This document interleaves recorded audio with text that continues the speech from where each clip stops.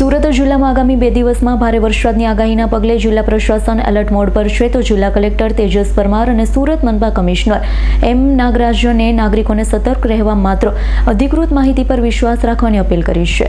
સુરત જિલ્લામાં હવામાન વિભાગે સુરત જિલ્લામાં 31 જુલાઈએ રેડ એલર્ટ અને 1 ઓગસ્ટે ઓરેન્જ એલર્ટ જાહેર કર્યું.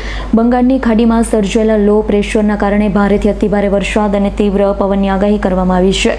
સુરત જિલ્લા કલેક્ટર તેજસ પરમારે જણાવ્યું છે, જિલ્લા વહીવટીતંત્ર સંપૂર્ણ સજ્જ છે. તમામ તાલુકા તેમજ સ્થાનિક તંત્રને એલર્ટ કરી દેવામાં આવ્યું છે. નીચાણવાળા વિસ્તારોમાં જરૂરી હોય ત્યાં સ્થળાંતરોની તૈયારી રાખવામાં આવી છે. શહેર અને નગરપાલિકાઓને જર્જરિત માળખા અને જોખમી હોલ્ડિંગ દૂર કરવાની સૂચના આપવામાં આવી છે. પશુપાલકોને પણ ભારે વરસાદ દરમિયાન પશુઓને થાંભલા કે તાર સાથે બાંધી ન રાખવાની અપીલ કરવામાં આવી. જિલ્લા કલેક્ટરે નાગરિકોને અફવાઓથી દૂર રહી માત્ર અધિકૃત માહિતી પર વિશ્વાસ રાખવા, અનિવાર્ય કારણ સિવાય ઘરની બહાર ન નીકળવા અનુરોધ કર્યો છે.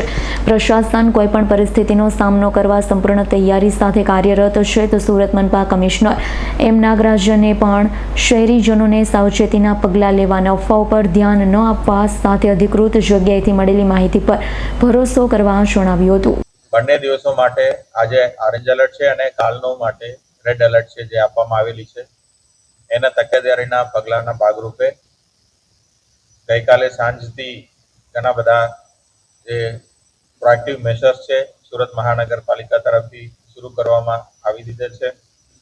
એની અંદર ભારે તેજી પવન સાથે ભારે વરસાદની આગાહીનું મળી છે આપણને. એટલા માટે પવનનું આ વખતે ઇમ્પેક્ટ વધારે હોઈ શકે છે. એના તકેદારીના ભાગરૂપે આપણે 155 જેટલા જોખમી હોર્ડિંગ્સ અત્યાર સુધી ઉતારી દીધા છે અને 102 જેટલા નમેલા વૃક્ષોને પણ આપણે કાઢવામાં આવી છે અને 21 જોખમી વીજ થાંભલાઓને પણ આપણે ખસેડવામાં આવે છે. 18 જેટલા કામચલાઉ તથા નબળા માળખાઓ દૂર કરવામાં આવેલા છે. એ સિવાય હાઈ માસ્ટ ટાવર જ્યાં પણ છે એની અંદર પણ જે સ્ટ્રક્ચર છે એને સેફ સ્થિતિએ લાવવાનું પણ કામગીરી થઈ ગયું છે. હજી અમારા એસએમસીના તમામ ઝોનમાં તમામ ટીમ્સની દ્વારા ઝુંબેશના રૂપે કામગીરી ચાલી રહ્યું છે. એ આંકડાઓ વધવાની શક્યતાઓ રહે છે. એની સાથે સાથે બંગાળની સાઈડમાંથી આ જે ડીપ ડિપ્રેશનનું મૂવમેન્ટ છે એનું અમે સતત મોનિટરિંગ કરી રહ્યા છે. Collector office, state emergency control અને પોલીસ ખાતાની સંકલનમાં તમામ તૈયારીઓ કરી દેવામાં આવી છે અને ગયા વખત જેમ આ વખતે પણ રેઇન શેલ્ટર્સ પણ તૈયાર સ્થિતિમાં રાખેલા છે અને જ્યારે પણ જરૂર છે લો લાઇન વિસ્તારમાંથી લોકોને ખસેડવા માટેનું પૂરેપૂરું તૈયારી સાથે એસએમસીના ટીમ અલગ અલગ જગ્યાએ કાર્યરત છે.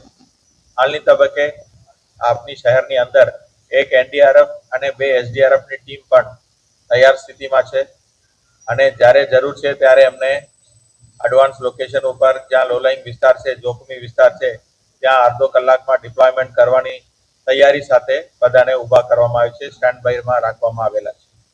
એ સાથે સ્ટેટ એમરજન્સી કંટ્રોલમાં રાજ્ય સરકાર સાથે સંકલનમાં રહીને વધારાનો એસડીઆરએફ અને એનડીઆરએફની જરૂર જણાય તો બોલાવવા માટેનું પણ તૈયારી રાખવામાં આવેલી છે.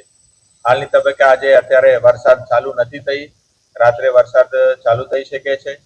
તો તમામ શહેરના નાગરિકજનોને લોકોને વિનંતી છે કે ઘરમાં સુરક્ષિત રહેવા માટે આપ સૌને વિનંતી કરવામાં આવે છે અને પવન ભારે તેજીથી થઈ શકે છે. એટલા માટે આપણા જે છત છે એના ઉપર કોઈ સ્ટ્રક્ચર, કોઈ શેડ એવા કઈ વસ્તુ હોય તો એને ધ્યાનમાં રાખીને સુરક્ષિત સ્થિતિએ કરવા માટે તમામને ખાસ વિનંતી છે અને એસએમસી તરફથી પૂરેપૂરું તૈયારી કરી દેવામાં આવેલું છે અને આવતીકાલે અથવા રાત્રે જેમ જેમ વરસાદ પડશે એ પ્રમાણે જે પણ રાહતની કામગીરી હોય અથવા બચતની કામગીરી હોય એ કરવામાં આવશે.